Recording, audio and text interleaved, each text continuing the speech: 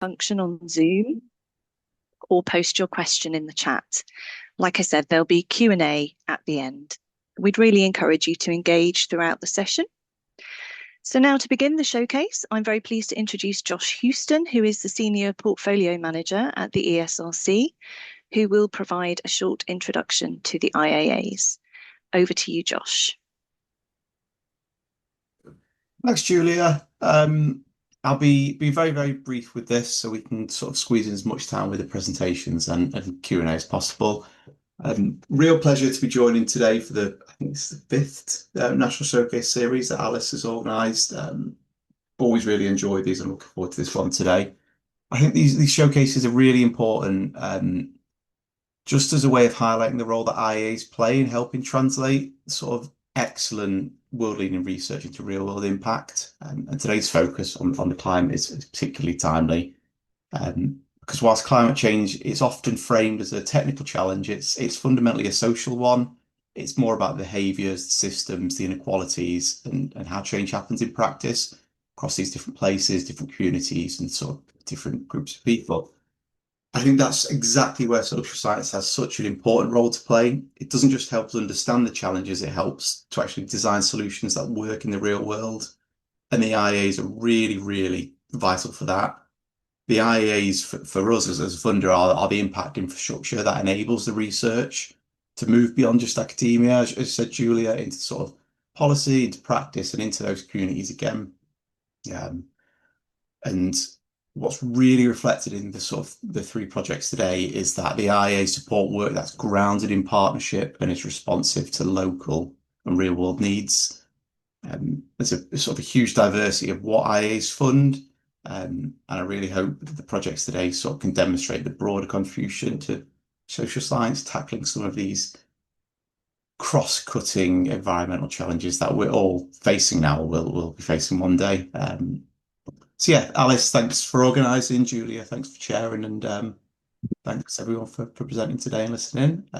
Back over to you, Julia. Thanks, Josh. So we'll now move into our project presentations. Each speaker will present for approximately 10 minutes. We'll have discussion at the end.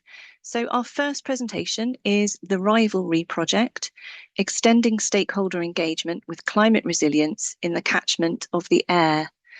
This project uses creative methods to strengthen the Aire Resilience Company network and advance climate resilience in partnership with Leeds City Council.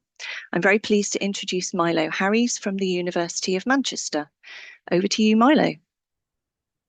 Thanks so much, Julia. And hello, everyone. It's lovely to be here.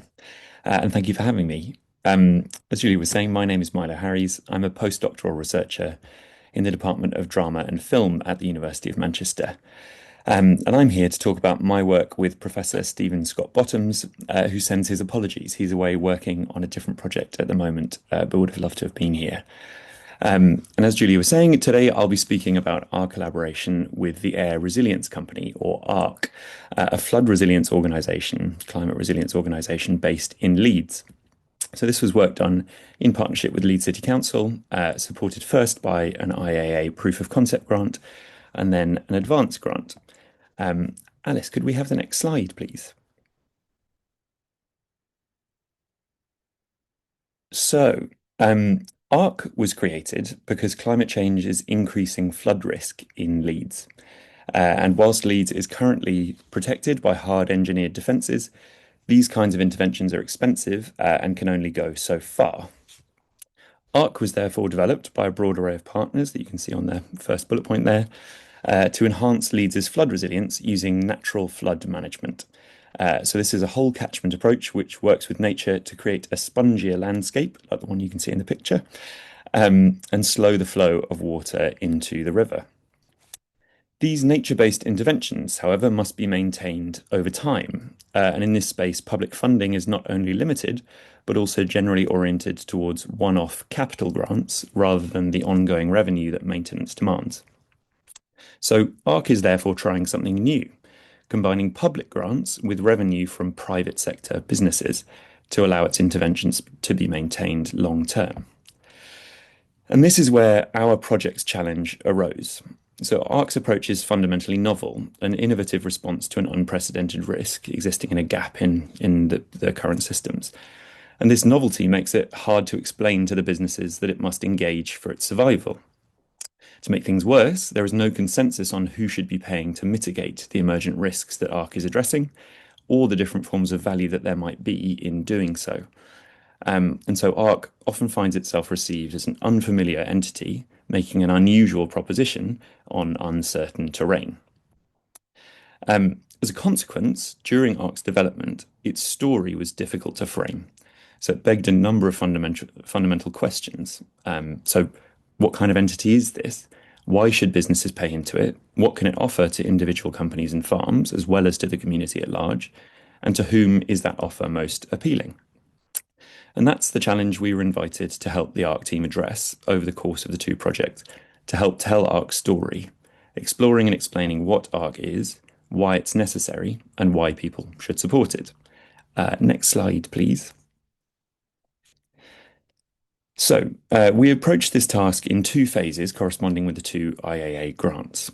In the first project, Finding the Story arc, our challenge was to explore and articulate the arc narrative, so find the story, to clarify arc's identity and ascertain how it was most easily and productively understood. So here we drew on Steve's earlier research, working on cultural relationships with water in the Leeds and Bradford area through the 2010s and early 2020s, what he came to understand as hydro-citizenship. And in this work, Steve had turned community listening into a range of different performance pieces, a process of collective meaning making that constellated individual reflections into a larger whole.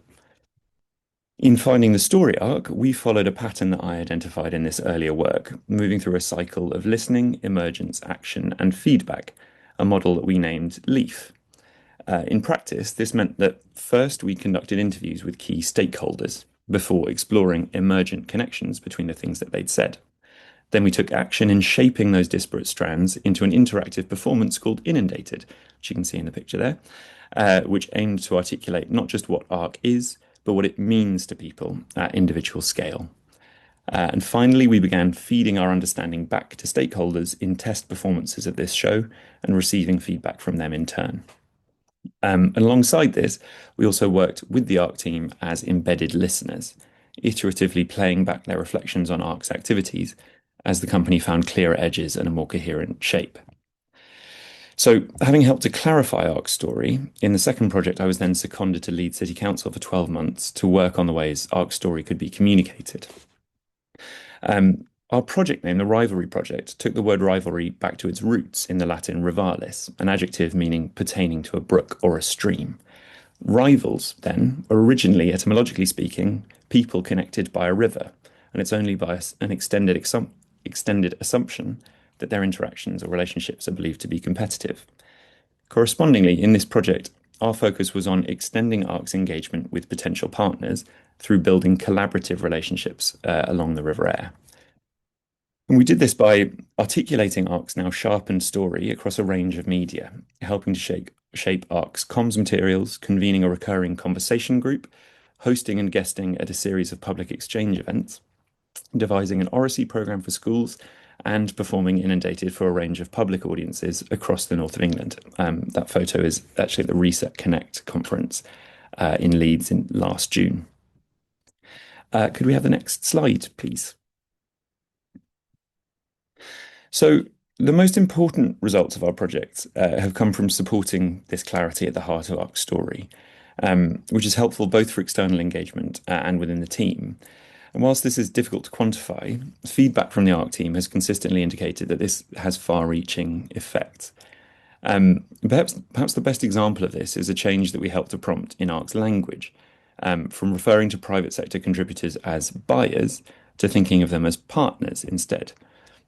Now, it might seem as a sort of trivial surface level detail, but it actually indicates a different understanding of what ARC fundamentally is, which enables it to attract and engage a much wider range of contributors.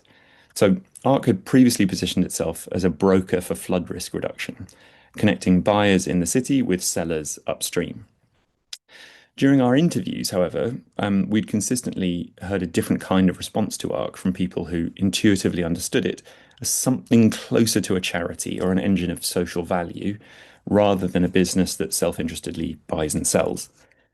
So, in response to this feedback, ARC pivoted to a more inclusive partnership frame, understanding itself instead as a connector between business partners in the city and delivery partners upstream. The idea of partnership allows more space for divergent motivations, whether organisations are indeed concerned about mitigating operational risk, so buying resilience, or more interested in the upsides of collective, local, nature-positive climate action. And by allowing more avenues of approach, ARC was therefore more able to attract a wider range of companies and build the broad consortium that it needed to launch earlier this year. And whilst this is a single example, I think it speaks to the kind of fundamental clarity that then feeds into and sustains a range of internal and external activities. And this was the case throughout both projects. So, for example, alongside performances of Inundated, we've also supported work on ARC's business plan, its promotional videos, and communications pack for incoming partners, where this clear account of ARC's identity and purpose has helped people identify their own forms of value in ARC's work. Next slide, please. So I'll end with just 3 quick reflections on the project. Firstly, we learned that listening is a prime example of the fact that soft skills are supple skills, and they provide a flexibility that you need when you're facing novel and dynamic challenges on uncertain terrain.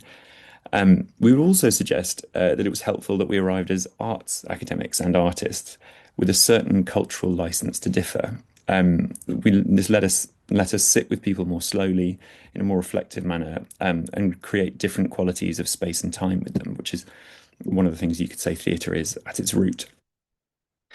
Moving to the second point, while this flexibility was an asset, I also learned that it can threaten to make your work diffuse.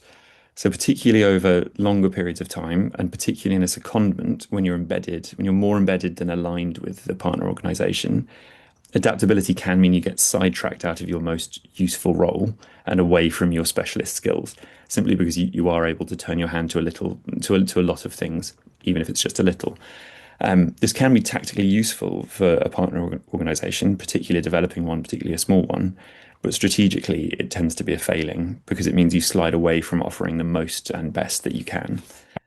And finally, one of the biggest learnings was around planning and time. And in simple terms, it was firstly just that everything will take longer than you think. This can be as simple as being delayed by practical factors elsewhere in the partner organisation. So the organisation getting a bank account, getting a VAT number, hearing from Companies House, or it can be more nuanced. So, for example, you can be delayed by, weeks or potentially months from implicit calendar rhythms in different professional cultures. So in offices, things get pushed until after the summer, or after Christmas. Or if you're talking to people on a farm, you'll have to work around lambing season or tree planting season. And if you're particularly on a 6-month project, those kinds of delays can be really material. I'm conscious of time, so I'll end without too much drawing together. But if anyone would like to know any more, please just send me an email, or take a look at our project report, which is at findingthestoryarc.com. Thanks very much. Thank you very much, Milo. That was a really interesting example of creative approaches to supporting climate resilience and partnership working, something we can all learn from. So our second presentation is energy efficiency in tenements, co-developing a path forward to overcome relational barriers to energy efficiency in multi-owned properties. This project works with the Scottish charity Under One Roof to develop practical solutions for tenement owners and stakeholders. I'm delighted to introduce Ian Cairns from the University of Strathclyde. Ian, over to you. Hello, hello, thank you for having me. Hopefully you're all keeping cool wherever you are. That's not a very interesting slide, so shall we move on to the first one of interest, please? Thank you very much. So yeah, let's start with the challenge. It's tenement buildings, so that's flatted buildings, really apartment blocks. They're called all sorts of different things in different places. Tenements in Scotland. It's quite a big deal. About a third of the population here, over a third of the population, live in these kind of buildings. They have all sorts of unique challenges associated with them. They're not particularly well maintained because of sort of collective action kind of problems. It's difficult to negotiate everything with your neighbours. We also have a situation where, unlike sensible countries, we don't have compulsory owners associations here. So there is no sort of corporate body kind of structure that enables things to happen very easily. So there's no annual budgets, no collective responsibility. So there's all sorts of really like legacy issues that have not really been addressed that have not properly been addressed, which has led to like it's something in the region of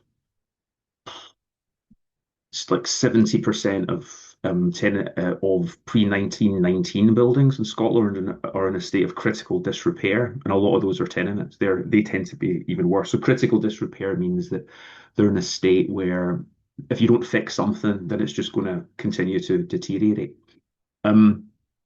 And that's pretty significant when we're talking about climate action in these buildings, because one of the best indicators of how energy efficient a building is how well it's maintained. So we can see that despite the fact that flatted buildings tend to be in a bit of a better condition, a bit of a better situation with energy efficiency because they have fewer external walls. Nonetheless, there's more fuel poverty in these buildings than there are in other buildings. And we also know from previous research that retrofit progress, like the amount of uptake of all the different grants and things, is a lot slower in tenements than it is in other kinds of buildings. So the basis of this project, it's all started out with a bit of research that was done with the UK Energy Research Council, where I was out chapping doors and like trying to understand people's perspectives and how is it that we go about like, actually retrofitting buildings? What can we do? What are the challenges? Speaking to people a lot about like renovations they've done, like and whether they'd be able to do things in their house and the close is the stairway, sorry, in Scotland, and there was several things that came about. One of the things that was particularly considered to be important was the role of property managers. So because we don't have owners associations, quite a lot of the collective work is undertaken by factors. We call them factors, property managers. And this is a bit of a challenge because we don't have the owners association. So we've kind of, in a sense, we've kind of privatized this kind of part of like the governance of buildings. And they're not necessarily motivated to do much more than what's in their kind of terms of contract. So we recognize them as being like particularly important because really if you're going to develop a policy to improve these buildings, one thing you can do is you can address a third of the population that live in Scotland, or alternatively you can address like 400 odd factors across the country and then hope that they can lead the project, and through they become a very important hub for the sort of dissemination of information. So we thought that this would be really important to do something like the biggest bang for our buck would be getting factors to take retrofit seriously in buildings. And there's the final point there about because they're such a big deal, there's so many people that live in them. Simply, if we don't address these like significant problems, then what's going to happen is that we'll never meet our climate targets. Could I have the next slide, please? Thank you very much. So what did we do? First of all, we decided that it would be an excellent idea to bring everybody together. Factors don't engage with retrofit specialists. They don't think it's really part of their job. And retrofit specialists quite often are rather cynical about factors, and they see them more as an obstacle than someone that they can actually engage with. So we thought it would be really interesting to actually speak to these people. So we had a big sort of like get together hosted at the university. You'll see a little picture of it there. So that's some of the leading factors, well, including the leading factor, which is hacking and partisan, which I can't remember how many units they factor for, but it's like it's a big chunk of the market. And local home retrofit is just an example of one of the retrofit companies. It's like a little social enterprise that operates in Glasgow. Various others were involved as well. And the main partner for our project was Under One Roof, which is the only place that you can really go to for kind of practical, impartial advice about tenements and tenement governance, all things related to tenements. So we tried to use their contacts to bring all the different people together. We brought together some academics, kind of specialists, to all into one room, had a big discussion, tried to understand the perspective of factors, tried to introduce them to retrofit specialists so that they would know who to go to when they're when the owners of the flats start to ask them questions, as we anticipate over the coming years as this agenda becomes more prominent in people's minds. And so through this process, what we did is we decided to do, there was a couple of outputs. We wanted to kind of like target the factors, and at the same time we wanted to like target the owners. So the main thing for the factors was created sort of teaching materials, and the main thing really was a toolkit which kind of gives step guidance about how it is that you go about retrofitting a tenement building. And then this would be used by Under One Roof as teaching materials, because what they wanted to do was like to set up a little training course that would enable them to educate factors on how to go about doing this stuff, and it generates a bit of revenue for them as well, because they're largely supported by the state just now, the Scottish Government. And then we also wanted to provide a bit of information to owners. What can you expect from your factor about how it is that you about their role in retrofitting. So we provided some information about this before as well. So these were the main things, like helping to support a teaching program for property managers or factors, providing owners of buildings with some guidance about how to engage with factors over the question of retrofit, and bringing these people together to sort of build networks and enable things to happen potentially. Okay, so could I have the next slide, please? Okay, and then so moving on to the final slide, which is about impact. Well, the project's just finished last year, so it's not very easy to see what the impact is just now. We're expecting things to develop over the coming years as we've got all sorts of cunning ploys to develop this kind of project further. But nonetheless, it was picked up quite a bit in the Scottish media, well, largely because housing is just such a big issue, and by the trade press, and from this we can, for the sake of actually building like an impact case, like we're trying to collate all of this kind of information together so that we can justify the fact that this money has been spent and we've actually delivered something. So there's a couple of different types of impact. One of them was this, as reported in the press, it was the Herald newspaper by Under One Roof, excuse me, that this is really all aimed at making houses more comfortable, making it easier for people to live in them, reducing bills, reducing fuel poverty. At the same time, killing two birds with one stone, we're reducing the impact of reducing the amount of carbon that buildings release into the environment. Supporting factors being another important impact of this, like as reported by Redpath Bruce, one of the factor and organisations that were there and contributed to the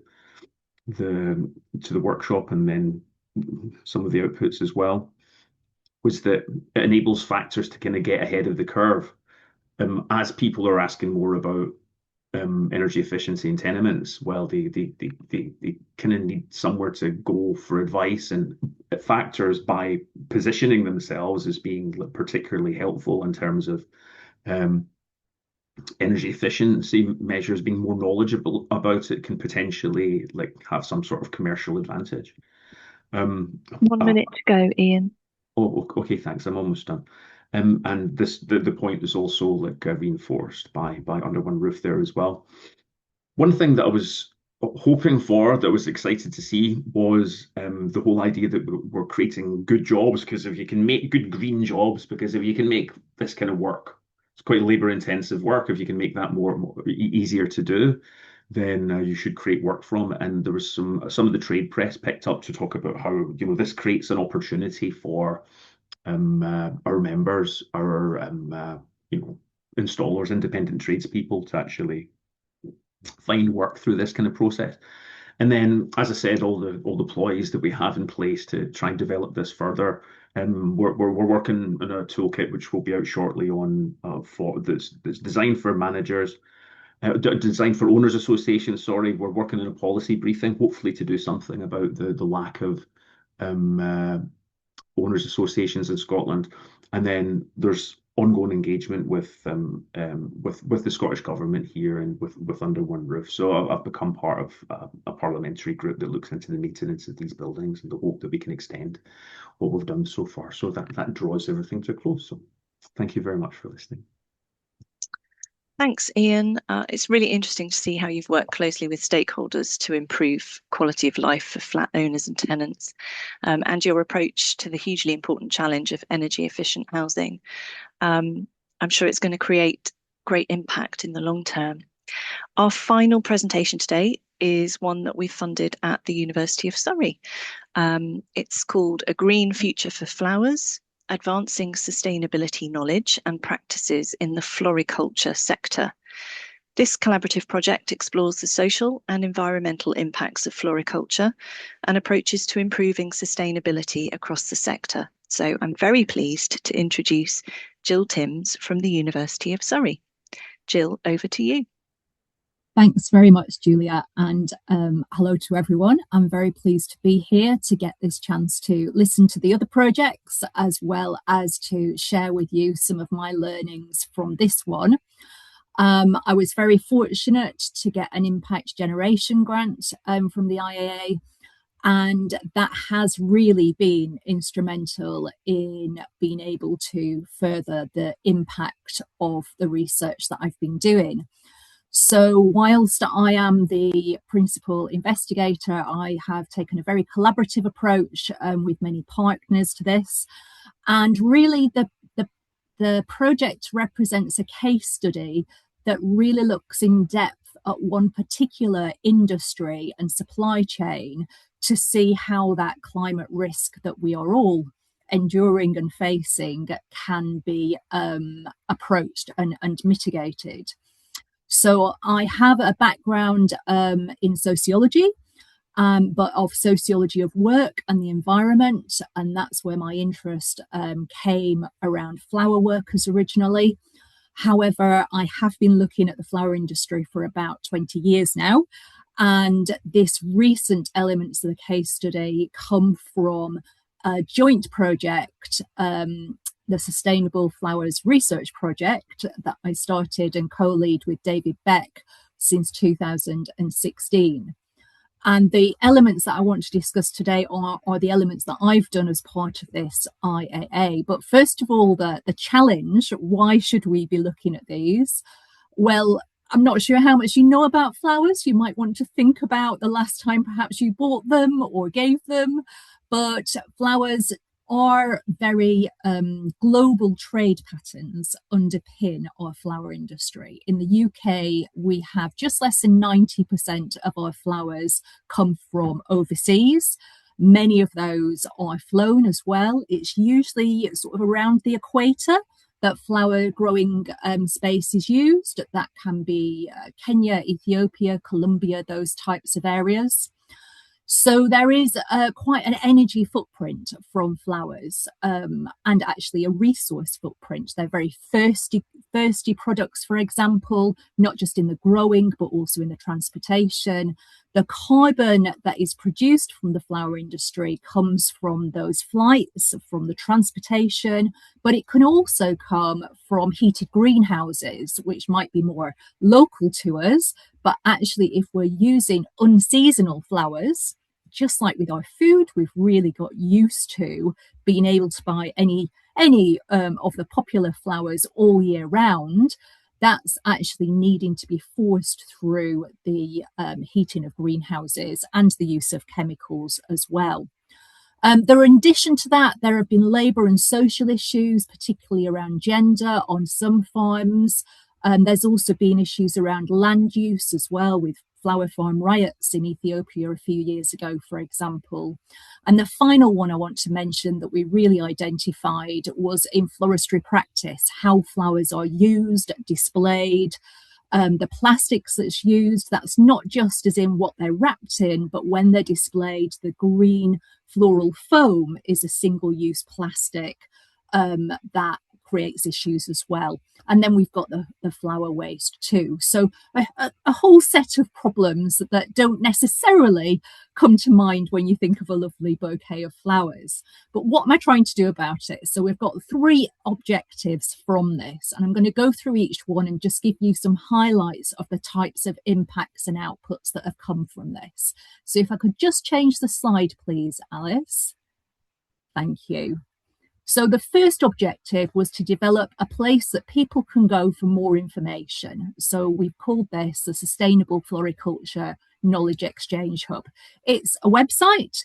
It draws together work that had already been done by the Sustainable Flowers Research Project over a period of time, and it acts as a sort of umbrella, not just to publish the research, but also to offer news articles, to offer updates on particular projects that we're doing, but also other people's research too, so it can be a go-to site.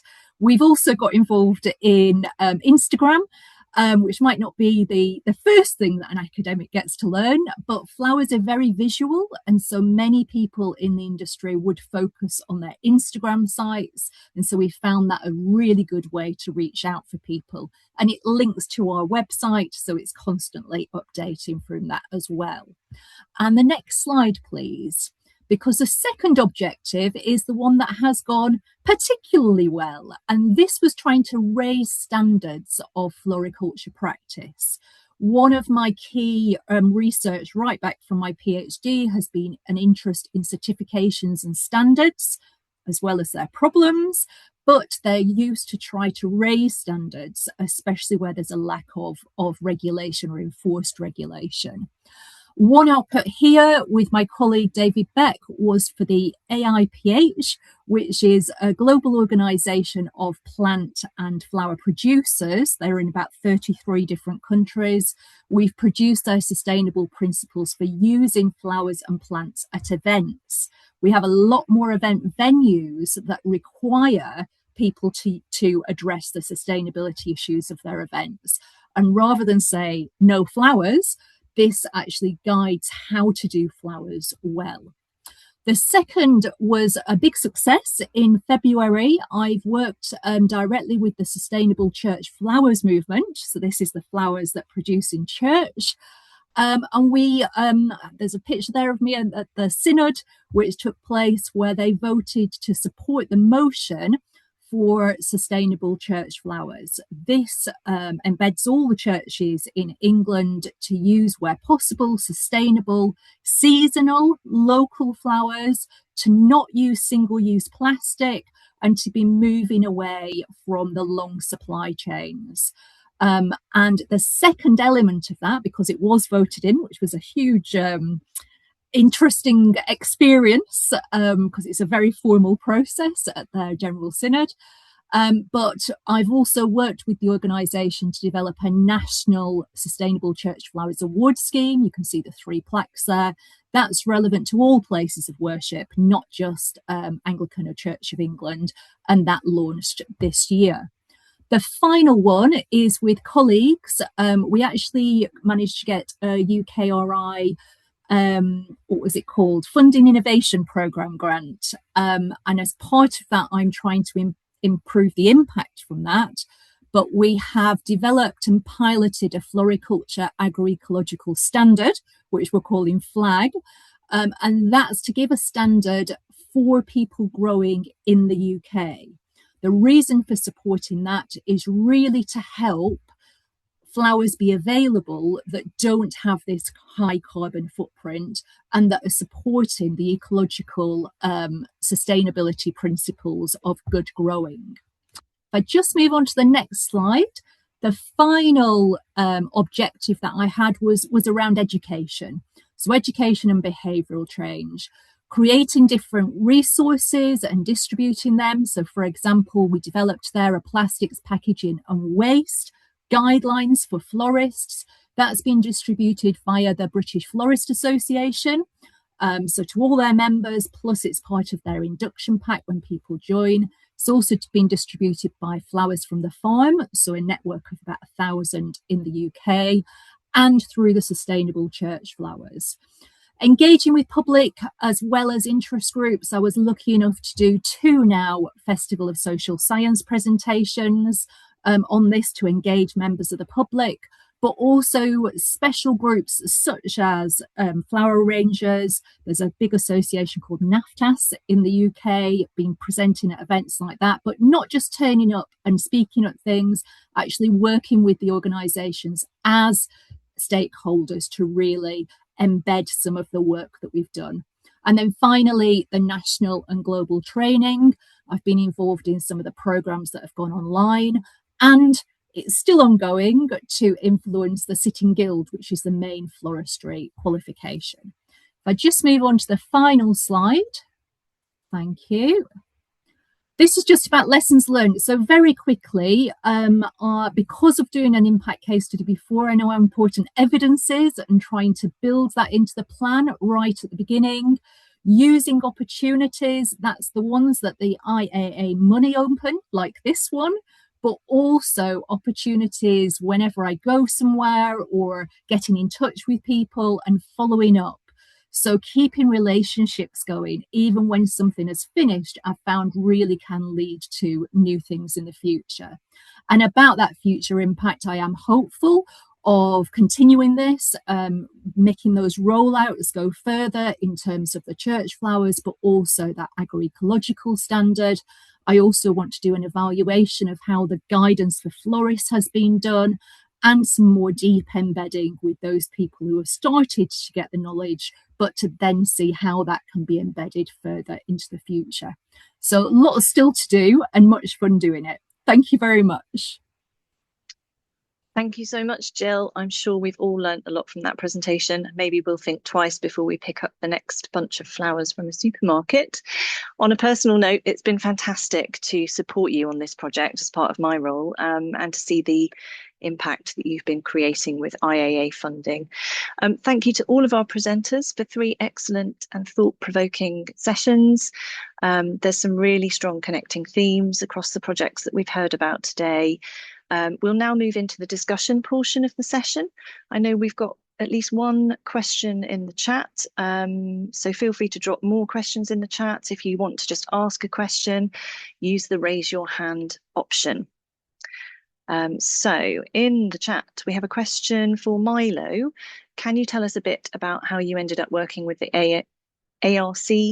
Did you need to sell your skills to them as someone who has a background in arts research?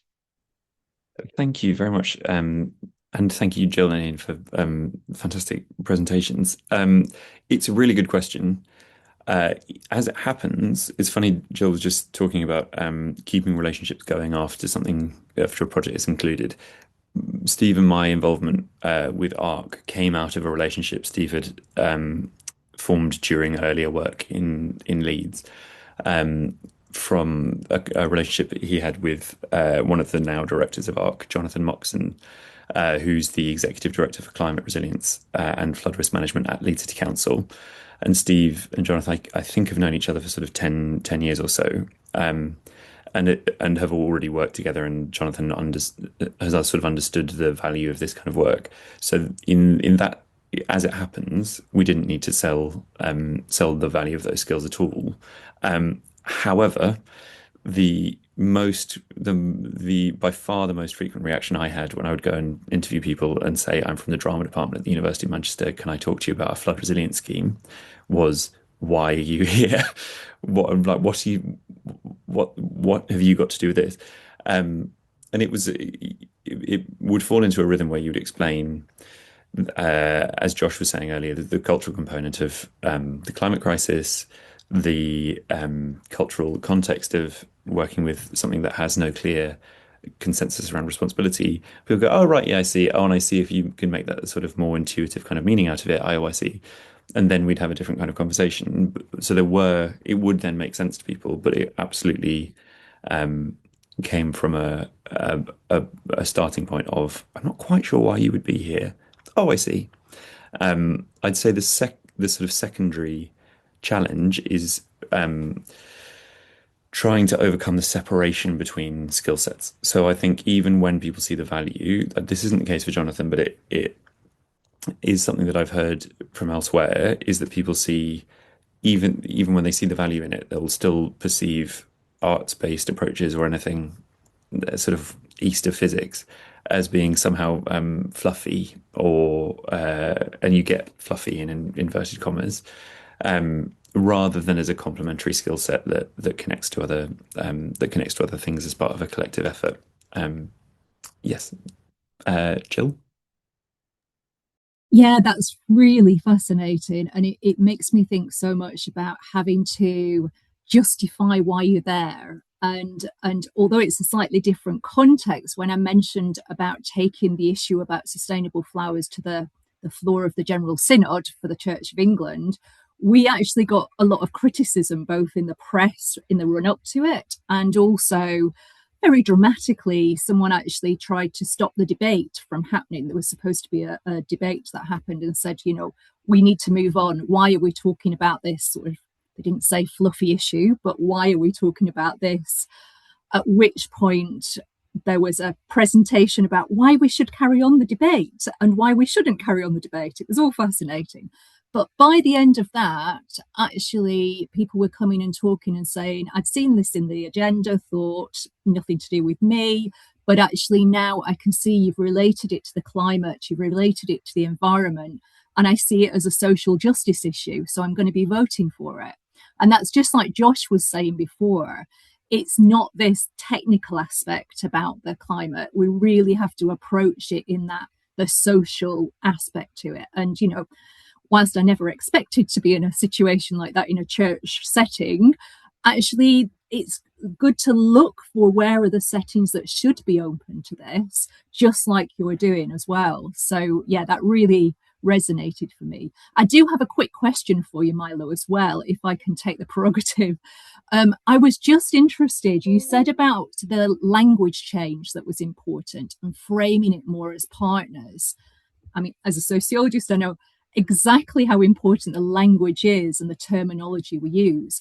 But I wondered if you'd had much resistance to that language change. Did it take off very well? How embedded was it before the sort of buyer sort of labeling? Yeah. Yeah, it's a great question. The resistance, there was some resistance.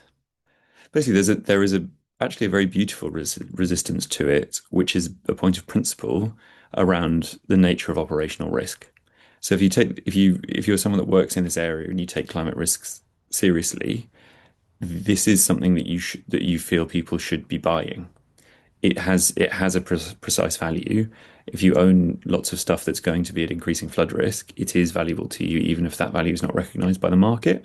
And so the desire to shift this away to something, the idea that this is something you give to but not something you buy, is actually in some way sort of offensive. There's a sort of ethical or moral aspect to that resistance, which is really admirable. Even if it is tactically, it might be, or strategically, it might be a bit difficult. I wouldn't necessarily characterize it as resistance, because people sort of saw the point. But I think there's a world in which it makes total sense, and arguably that's the world we're living in. But it's sort of part of this wider conversation where different worlds aren't quite aligned, if that makes sense.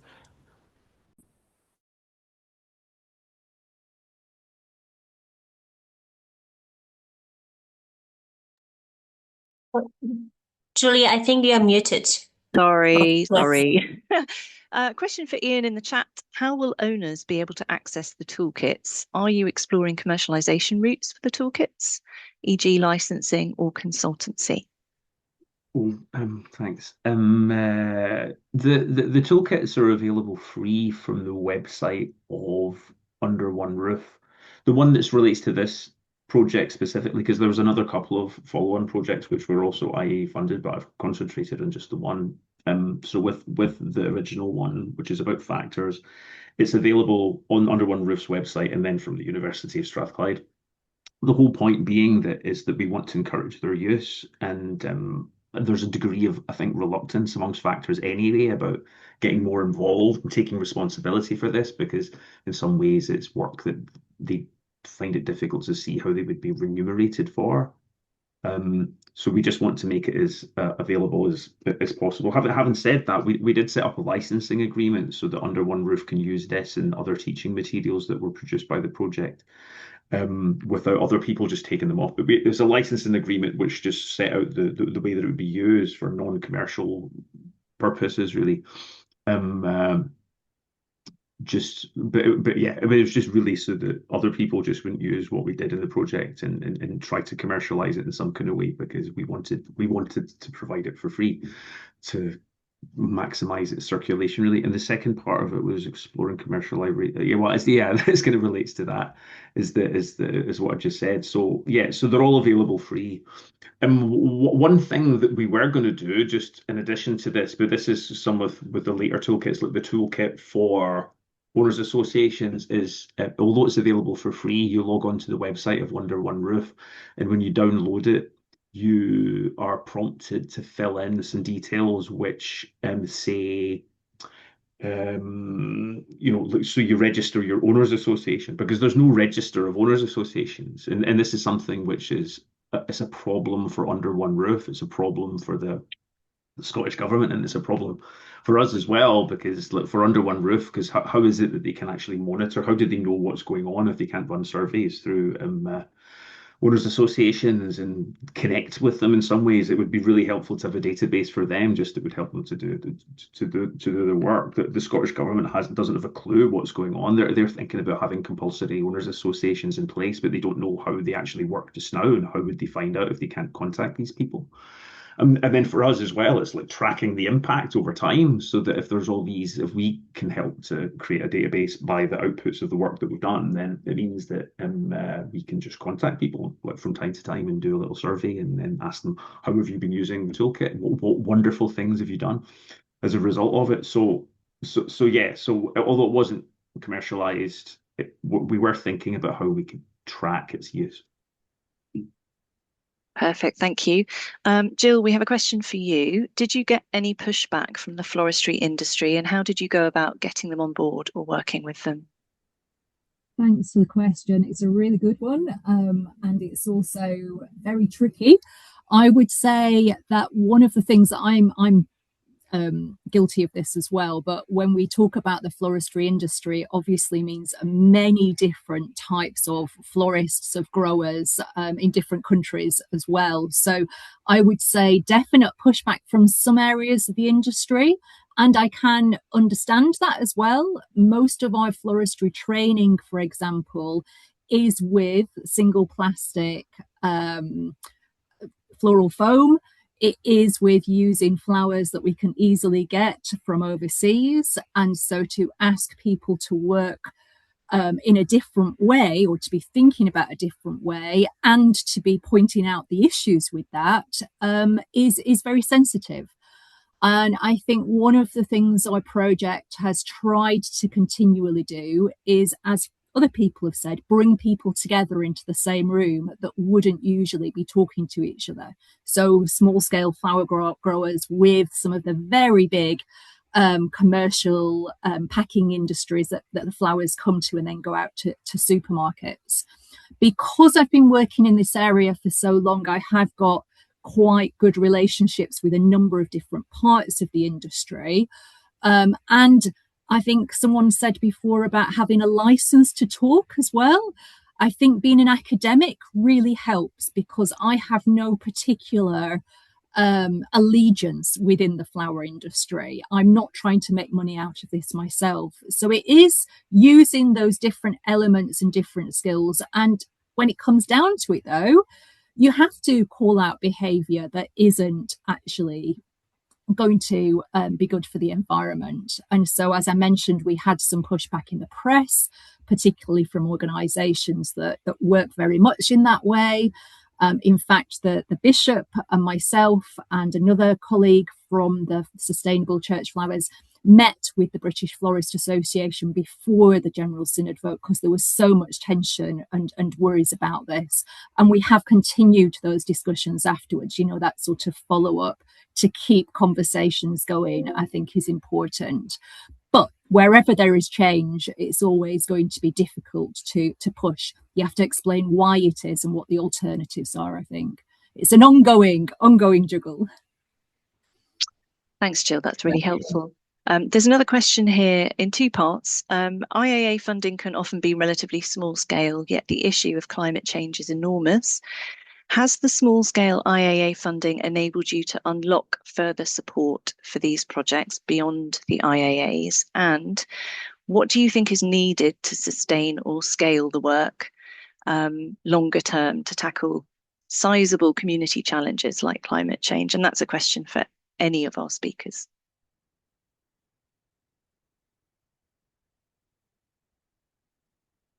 Any thoughts? I can gladly leap in and get started. So I'm interested to hear what Jill and Ian have to say about this, because I'm comparatively junior and I'm on a fixed term contract, which makes the continuation a slightly potentially different case for me. We have found that it has extended into different projects, also partly because what we're working with at its core is a method as well as a theme or content. So we're currently deploying the same method. We're working with the same method on a climate resilience project elsewhere in Leeds to do with centering youth voices in adapting playgrounds to climate change. It was a lovely project funded by the Mac Hub at King's, and I would say that's I guess bridging the two questions. It's very helpful if there's a method that can respond to similar challenges but in different contexts, because that I found has allowed it to scale, and also gives me something coherent that is based on Steve's work, and then our collaboration has articulated it. It then we are able to go, well, it would look slightly different because it would respond differently to a context, but it's a seed that grows in its environment. And I think that whatever would be the institutional equivalent of fertile ground and hospitable conditions, so further seed funding, sort of slightly going back to the beginning of the funding cycle, but basing on it again to explore it in a different context. I think that would be really helpful, because it then lets it be specific and local rather than trying to let's do climate change as a whole. Sure, really helpful. Jill or Ian, do you have any thoughts? Yeah, I can jump in there. I definitely think that's the hope, that it will unlock more funding. It has a little bit for me. Obviously, the time it takes to do funding proposals is huge, and certainly the relationships that it's allowed me to not just continue, but actually new ones, and to grow those will be absolutely fundamental to accessing more money. So I'm keeping trying with that. I also think, though, that there is quite a value in the smaller funding, and sometimes just having that sort of pot that you can maintain relationships, like invited to speak somewhere, or actually being able to contribute to something, and to be able to do so sometimes at quite short notice without it costing a huge amount of money. I think that is incredibly useful, especially if you're sort of between projects a little bit. And I think part of that comes down to your institution support as well. And I know, Julia, you've supported me a lot, so I just want to acknowledge that. But I think also it's in the best interest of our universities to continue that support, even between big things, because that's what's going to keep us connected to people, which for me is really important. Just one thing about the scalability, a little bit like Milo said, I think looking at a case study for me like flowers is an opportunity to really dig deep down, if you will, in something like flower growing, but actually it's relevant to other agricultural crops, it's relevant to other supply chains that come from certain parts of the world that originate there. And the very big questions are really difficult and are going to take a lot of people to have these experiences to bring together, looking towards sort of just transition. I mean, for me, a lot of the places that are growing flowers really should be producing food for people that are local to there, using the water in that way. But that is that bigger connection to how we organise things that's vital. Thanks. Wonderful, thanks. Ian, did you have any contribution on that question? Just quickly, because I'm aware that we don't have that much time. Has it unlocked other funds? Sort of, but not out with IAA funds or related funds. So it's become a series of projects. I was able to employ someone for 18 months when it was originally just 6 months. So yeah, but it has opened up opportunities, because without getting involved in this work, then I probably wouldn't have got involved with the Scottish Parliament working group, and I suspect that this kind of work will launch other projects. At least it puts me in a good position to be able to do that. And then in terms of larger kind of projects, it's funny because when everyone was speaking earlier on about, it's all soft, fluffy stuff that we're doing here. I mean, it's just like we know how to deal with the environment. Is you just don't take more from it than its regenerative capacity, and you don't put more waste into it than it could be absorbed. We know all the technical stuff. It is the soft, fluffy stuff that's actually the stuff that we're struggling with, and that's what has to be recognised by funders. I'm not saying that funders don't do this incidentally, but they should recognise that, and by government when they set priorities for research. Very good point. Thank you so much. Okay, so I think that's more or less all we have time for today. I'd just like to thank all our speakers for sharing your work and your insights, contributing to discussions. Today's showcase has definitely highlighted the breadth of activity being supported through IAAs and the important roles that they play. Thank you also to the ESRC team, to Alice, to Natalia, to Josh, and everyone supporting behind the scenes. As we mentioned, this has been recorded, so you will be able to replay it or share it with your colleagues via the UKRI YouTube channel. Alice, is there anything else you'd like to add before we wish everybody a good rest of their day? I think that is it. Just to thank you, Julia, for being an amazing chair, and thank all the speakers. It's been a really great session. Thank you. Wonderful.